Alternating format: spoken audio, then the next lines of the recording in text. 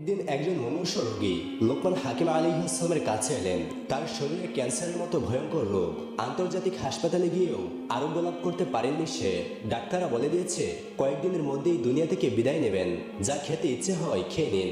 রোগী কাঁদতে কাঁদতে লোকমান হাকিমকে বললেন, হে লোকমান হাকিম, এলাকার সব মানুষ মিলে আমাকে আপনার কাছে পাঠিয়েছে, আপনি আমার চিকিৎসা করুন। লোকমান হাকিম আলাইহিসসালাম রোগীর চেহারার দিকে তাকিয়ে কিছুক্ষণ মোরাকাবা করলেন। তারপর নরম সুরে বললেন, ভাই, আমার কাছে তোমার কোনো ঔষধ নেই। লোকমান হাকিমের মুখে এই কথা শুনে রোগী মন খারাপ করে ঘর থেকে বের হয়ে গেলেন।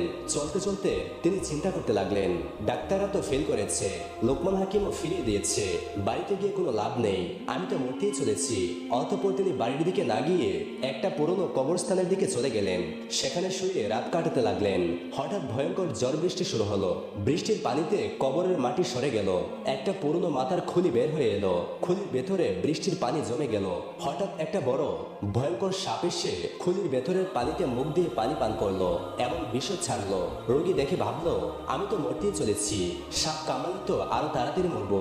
অতঃপর তিনি খুলির ভেতরের বিষাক্ত পানিটা পুরোটা খেয়ে ফেললেন। কিছুক্ষণ পর তিনি অনুভব করলেন তার শরীরের সব ব্যথা কমে যাচ্ছে। তিনি ধীরে ধীরে সুস্থ হয়ে উঠলেন।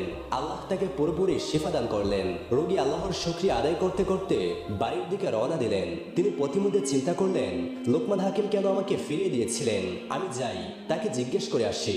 অতঃপর তিনি আবার লোকমান হাকিমের কাছে গেলেন এবং বললেন, হে লোকমান হাকিম, আপনি কেন আমাকে ফিরিয়ে দিয়েছিলেন, আমি তো সুস্থ হয়ে গিয়েছি। লোকমান হাকিম আলাইহিসসালাম বললেন, ভাই, আমি তো বলিনি তোমার কোনো ঔষধ নেই, আমি বলেছি আমার কাছে তোমার ঔষধ নেই। তোমার ওষুধ ছিল পুরনো কবরে একটা মাথার খুলি, তার ভেতরে বৃষ্টির পানি আর একটা ভয়ঙ্কর সাপের নির্দিষ্ট পরিমাণ বিষ। আমি এগুলো কোথায় পাবো? তাই বলেছিলাম আমার কাছে ওষুধ নেই, কিন্তু আল্লাহ তোমার জন্য সব ব্যবস্থা করে দিয়েছেন। আল্লাহই তোমাকে শিফা দান করেছেন। লোকমান হাকিমের মুখে এই কথা শুনে রোগী আল্লাহর শুকরিয়া আদায় করতে লাগলেন। অন্য একটি ঘটনা, হযরত লোকমান হাকিম ছিলেন প্রাচীন যুগের একজন পণ্ডিত ও জ্ঞানী ব্যক্তি। আল্লাহ সুবহানাহু ওয়া তাআলা তাকে এমন জ্ঞান দান করেছিলেন যে তিনি গাছের সঙ্গে কথা বলতেন। নবী না হওয়ার পরেও তার নাম পবিত্র কুরআনে উল্লেখ করা হয়েছে। আল্লাহ সুবহানাহু ওয়া তাআলা পবিত্র কুরআনে লোকমান হাকিমের কথা উল্লেখ করে বলেছেন, আমি লোকমানকে হিকমত তথা বুদ্ধি ও বিচক্ষণতা দিয়েছি। একদা লোকমান হাকিমের একজন বাদশা বন্ধু একদিন জঙ্গলে হরিণ শিকার করতে বের হলেন। বাদশার মনে ভয় বলতে কিছুই ছিল না। বাদশা ছিলেন খুবই সাহসী। তাই সাহসী বাদশা তীর ধনুক তাক করে এদিক সেদিক তাকাচ্ছে আর সামনের দিকে এগুচ্ছে। হঠাৎ করে বাদশার কানে মানুষের কান্নার আওয়াজ ভেসে আসলো। মনে হচ্ছে অতি নিকটেই কে যেন কাঁদছে, তাও আবার মেয়ের গলায়। বাদশা চিৎকার দিয়ে জিজ্ঞেস করলো, তুমি কে এবং এভাবে কাঁদছো কেন? তুমি কি আমার মতো মানুষ নাকি জিন ভূত? এসব বলার পরপরই আড়াল থেকে কে যেন বলল, হুজুর, আমি আপনার মতো মানুষ, তবে মেয়ে মানুষ, কিন্তু আমি আপনার সামনে আসতে পারছি না কারণ আমি বস্ত্রহীন। হুজুর, আমাকে এক টুকরো কাপড় দিন, যাতে করে আমি আপনার দেওয়া বস্ত্র পরে আপনার সামনে আসতে পারি। বাদশার মনে এবার একটু সাহস এলো। মেয়েটির কথা মতো বাদশা নিজের মাথায় থাকা সাদা কাপড়ের পাগড়ি খুলে গাছের সামনে ছুড়ে দিলেন। অতঃপর সাদা কাপড় পরিহিত এক রূপসী মেয়ে বের হয়ে আসলো। বাদশা মেয়েটিকে জিজ্ঞেস করলো, তোমার নাম কি? মেয়েটি বলল, আমার নাম কুয়া কুয়া। বাদশা জিজ্ঞেস করলেন, তুমি এখানে কি করে এলে? মেয়েটি উত্তর দিল, আমি জানি না। এবার বাদশা জিজ্ঞেস করলো, তুমি কি আমার সাথে আমার মহলে যাবে? যদি যেতে চাও তো আমি তোমাকে আমার মহলে নিয়ে যাব। মেয়েটি বলল, হুজুর, আমাকে আপনার সাথে নিয়ে যেতে হলে আমাকে বিবাহ করতে হবে, তা কি আপনি করবেন? এই কথা শুনে বাদশা কিছুক্ষণ চুপ থাকলো। অতঃপর বলল, ঠিক আছে, তাই হবে। অতঃপর কাজে এলো, তাদের বিয়ে পড়ালো। এরপর থেকে বাদশা ছোট রানী কুয়া কুয়াকে নিয়েই দিনের অধিকাংশ সময় কাটিয়ে দিতেন। বাদশার উপসী কুয়া কুয়াকে পেয়ে অতীত বর্তমান যেন সবকিছুই ভুলে গেছে। ভুলে গেছে বাদশার প্রাণপ্রিয় বন্ধু লোকমান হাকিমের কথা। তিনি ছিলেন হাকিমের বাদশা।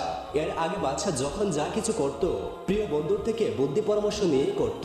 যে কোনো জটিল বিষয়ে বন্ধুকে স্মরণ করত, আর বন্ধু লোকমান হাকিমও সে জটিল বিষয়ের সমাধান করে দিত। অথচ বাদশা কুয়া কুয়াকে বিয়ে করে ঘরে তোলার পর প্রিয় বন্ধুকে যেন মনের অজান্তেই ভুলে গেছে। কুয়া কুয়াকে দেখার পর বিয়ে পর্যন্ত কোনো কিছুই জানানো হয়নি প্রিয় বন্ধু লোকমান হাকিমকে। তবে বাদশার প্রিয় বন্ধু লোকমান হাকিম কিন্তু তার মহলের বর্তমান হালচাল সবই নজরে রাখছে। বাদশাহ যে বনের গহীন থেকে একটা মেয়েকে উদ্ধার করে এনে বিয়ে করেছে তাও সে জানে, কিভাবে করেছে তাও জানে। আর মেয়েটির জন্ম পরিচয় আগে থেকেই লোকমান হাকিমের জানা আছে। কিন্তু বাদশাহ মেয়েটিকে বিয়ে করার পর লোকমান হাকিম নিজে থেকে কোনোদিন মহলে প্রবেশ করেনি। অন্যদিকে বাদশার মহল্লায় একের পর এক অঘটন ঘটে চলছে। অঘটনগুলো হলো, প্রতি রাতে কোনো না কোনো গ্রামে জনসাধারণের গরু থাকে না, মহিষ থাকে না, ছাগল থাকে না। চারিদিকে কিসের যেন এক আলামত শুরু হয়েছে। বাদশার এমন মহা বিপদের কথা শুনে লোকমান হাকিম আর রাগ করে থাকতে পারলেন না। হাকিমের বাদশাহ ছুটে এলেন বন্ধু বাদশার মহলে। তারপর বাদশাকে বললেন, প্রিয় বন্ধু, আপনার নতুন বিয়ে করা স্ত্রী কোথায়? আপনার নতুন স্ত্রীর হাতে কি এক গ্লাস পানিও পান করতে পারবো না? নতুন স্ত্রীকে বলুন আমার জন্য এক গ্লাস পানি আনতে। অতঃপর নতুন রানী এক গ্লাস পানি নিয়ে বাদশার দরবারে এলেন। রানী কুয়া কুয়া পানি নিয়ে বাদশার দরবারে এসে লোকমান হাকিমকে দেখে রেগে গড়গড় করে উঠলেন। নতুন রানীর এমন অবস্থা দেখে বাদশাহ অবাক হয়ে বন্ধু লোকমান হাকিমকে জিজ্ঞেস করলেন, বন্ধু এর কারণ কি? বাদশার এমন প্রশ্নে বন্ধু লোকমান হাকিম শুধু হাসতে লাগলো। লোকমান হাকিমের হাসি দেখে বাদশা রেগে মেগে বলল, বন্ধু লোকমান, হাসি বাদ দিয়ে বলুন ঘটনা কি? এবার লোকমান হাকিম বলল, বন্ধু ঘটনা তো অনেক কিছুই, তা বলে কি আর শেষ করা যাবে? মেয়েটিকে মহলে এনে তুমি মারাত্মক ভুল করেছ। আর তার কারণ হলো এই মেয়ে কোনো মানুষ নয়, মেয়েটি একটি রাক্ষস। বাদশা বলল, বন্ধু এসব আমি বিশ্বাস করি না, আমাকে প্রমাণ দিতে হবে। লোকমান হাকিম বলল, অবশ্যই বন্ধু, খুব শীঘ্রই প্রমাণ দেখতে পাবে। আর প্রমাণ দেখতে হলে তোমাকে কিছু কাজ করতে হবে। তোমার মহলের ভেতরে থাকা সমস্ত পানির উৎস বন্ধ করতে হবে। মোট কথা, তোমার মহলে যেন কোনো প্রকার পানি না থাকে। তারপর গভীর রাতে তুমি তোমার রানীর কাছে এক গ্লাস পানি চাইবে। তুমি তোমার রানীকে বলবে, আমার খুব পানির তৃষ্ণা পেয়েছে, আমাকে এক গ্লাস পানি এনে দাও। ঠিক তখন দেখবে যে নতুন রানী তোমাকে কোথা থেকে পানি এনে দেয়। বন্ধুর কথা মতো বাদশা তাই করলো। মুহূর্তের মধ্যেই সব কাজ সমাধান হয়ে গেল। অতঃপর লোকমান হাকিমের কথা মতো বাদশা নতুন রানীর কাছে এক গ্লাস পানি চাইলো। কুয়া কুয়া পানি আনতে গিয়ে দেখলো কক্ষে কোথাও পানি নেই। এরপর সে যাতে করে পানি আনতে গেল, কিন্তু সেখানেও ফলাফল শূন্য। সে ভাবতে লাগলো কোথাও পানির কোনো চিহ্ন নেই কেন। সে বুঝতে পারলো এগুলো নিশ্চয়ই লোকমান হাকিমের কারসাজি। অতঃপর সে বাদশার কক্ষে ফিরে আসলো এবং বলল, দেখুন জাহাপনা, আমি আপনার কোনো ক্ষতি করব না। আমি আপনাকে বিশ্বাস করেছি, আপনি আমাকে আশ্রয় প্রদান করেছেন, তা আমি ভুলে যেতে পারি না। আমার উদ্দেশ্য যদি আপনার ক্ষতি করাই হতো তাহলে আমি আরো আগে সেটা করতে পারতাম। আমি আমার মায়ের কাছে শুনেছি আমার বাবাকে কোনো এক বাদশা হরিণ শিকার করতে এসে তীরবিদ্ধ করে হত্যা করেছে। আর আমার মাকে হত্যা করেছে কোনো এক হাকিম। একদিন আমার মা আহারের সন্ধানে বেরিয়েছিল, আর আমি তখন বৃক্ষের কুঠিরে ছিলাম। হঠাৎ বাহিরে জোরে একটা চিৎকারের আওয়াজ শুনতে পাই। এগিয়ে গিয়ে দেখি আমার মা ছটফট করছে। অতঃপর আমার মা আমাকে বলল, কোনো এক হাকিম তার গায়ে ঔষধ ছুঁড়ে মেরেছে, তার সারা শরীর জলে পুড়ে যাচ্ছে। কিছু সময় ছটফট করার পর আমার মায়ের মৃত্যু হয়। আমি নিশ্চিত আপনার বন্ধু লোকমান হাকিম আমার মায়ের হত্যাকারী। সে প্রায় ঔষধ লতাপাতা সংগ্রহের জন্য সুনাবনে আসতো। রানীর মুখে সমস্ত কথা শুনে বাদশা অবাক হয়ে গেল। পরদিন সকালে বাদশা তার বন্ধু লোকমান হাকিমের বাড়িতে গেল। লোকমান হাকিমের বাড়িতে গিয়ে বলল, বন্ধু আমাকে বাঁচাও, নতুন রানী আসলে মানুষ না। তখন লোকমান হাকিম বলল, এর জন্য প্রয়োজন একটি বেতের তৈরি দুতলা নৌকা। সেই নৌকায় করে আমাদেরকে যেতে হবে নীল দরিয়ায়। সে দরিয়ায় কিছু ভেসে থাকে না, লোহা কিংবা কাঠের তৈরি নৌকাও ভেসে থাকে না, ডুবে না, একমাত্র বেতের তৈরি নৌকা। নতুন রানীকেও আমাদের সঙ্গে নিব।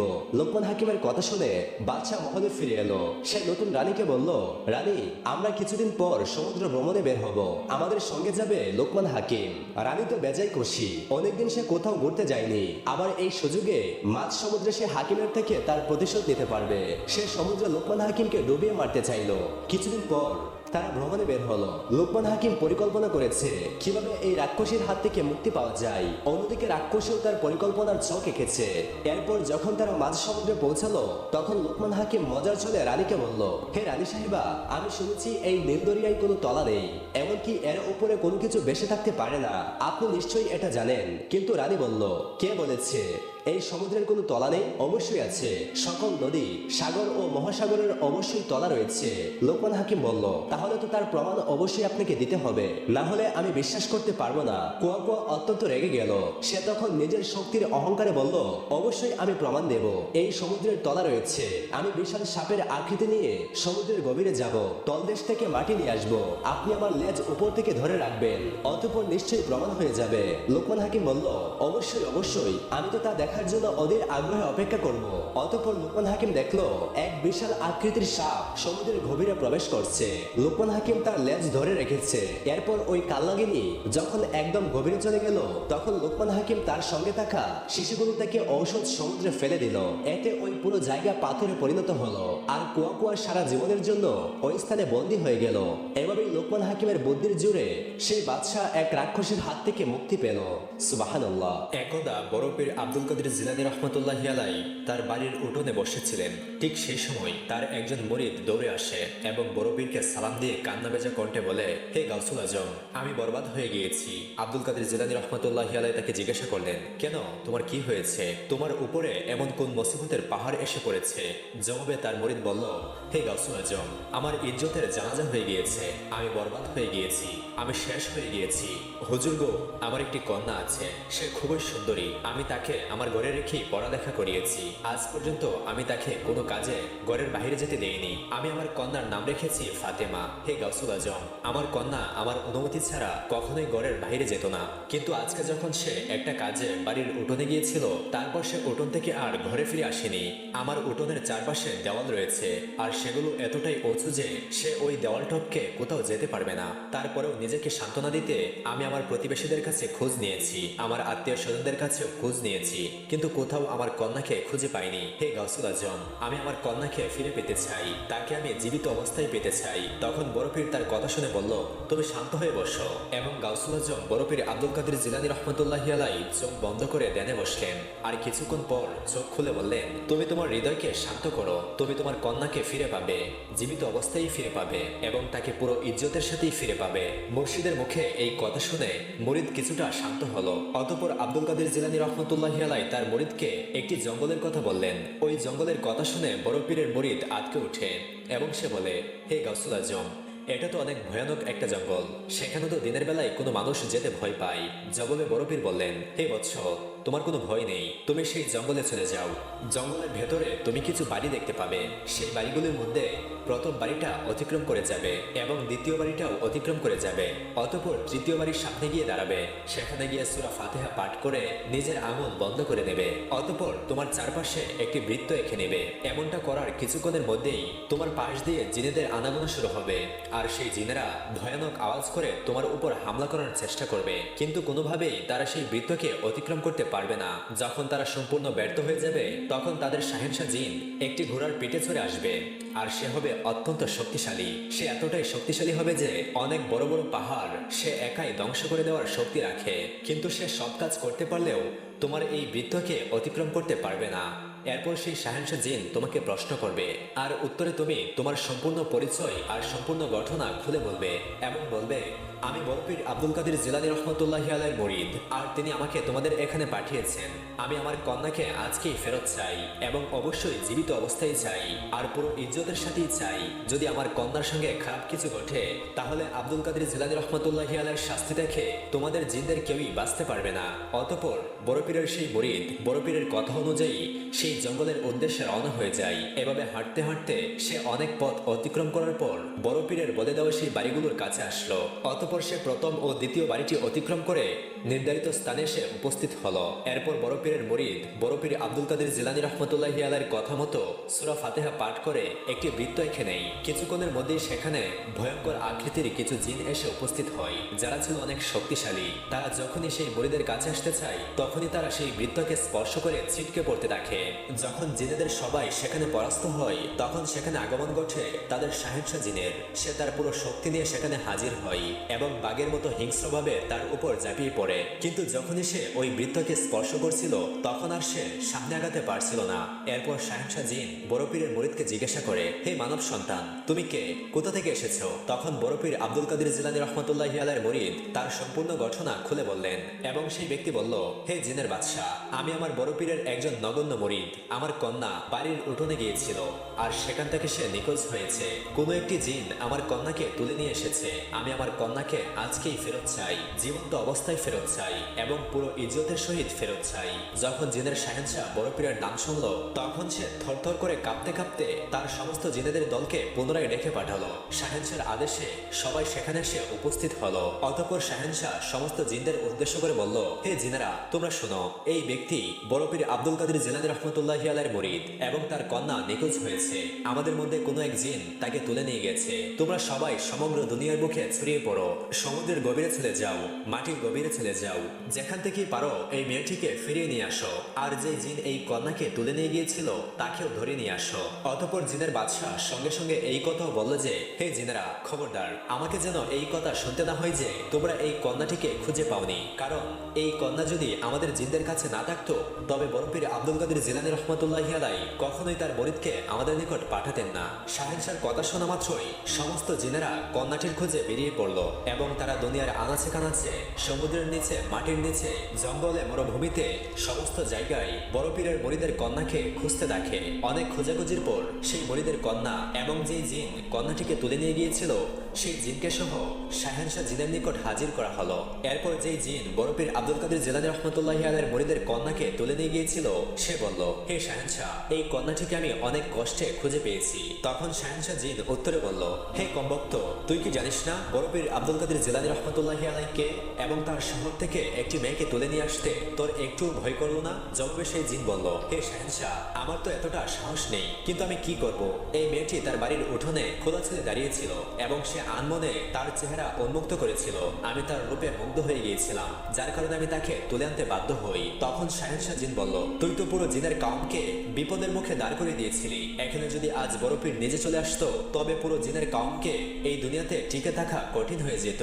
এরপর শাহেনশাহ জিন একজন জল্লাদ জিনকে ডেকে পাঠালো। অতঃপর জল্লাদ জিন সেখানে এসে উপস্থিত হলো। শাহেনশাহ জিন জল্লাদকে হুকুম দিল, এই বেয়াদবটা বড় পীরের মুরিদের কন্যাকে তুলে নিয়ে এসেছে, এর মাথাটা শরীর থেকে আলাদা করে দাও এবং একে নিঃশেষ করে দাও, আর বড় পীরের মুরিদের কন্যাকে তার বাবার হাতে তুলে দাও। এরপর শাহেনশাহ জিন বড় পীরের মুরিদকে বলল, এই নাও তোমার কন্যাকে সহি সালামতে তোমার কাছে ফিরিয়ে দিয়েছি এবং বড় পীর আব্দুল কাদের জিলানী রহমতুল্লাহি আলাইহির নিকট আমাদের সালাম পৌঁছে দিও। আমি তোমার কন্যাকে পুরো ইজ্জতের সাথেই তোমার কাছে ফিরিয়ে দিলাম। এই কথা বলে শাহেনশাহ জিন চলে যাচ্ছিল। তখন সেই মুরিদ বলল, হে শাহেনশাহ জিন, আমার কিছু কথা শুনে যাও। শাহেনশাহ জিন বলল, কি বলতে চাও বলো। তখন সেই মুরিদ বলল, তোমরাও কি বড় পীর আব্দুল কাদের জিলানী রহমতুল্লাহি আলাইহিকে মান্য করো? এই কথা শুনে শাহেনশাহ জিন বলল, বড় পীর শুধু মানুষের শিক্ষক নয়, তিনি আমাদেরও হাকিম। সুবহানাল্লাহ।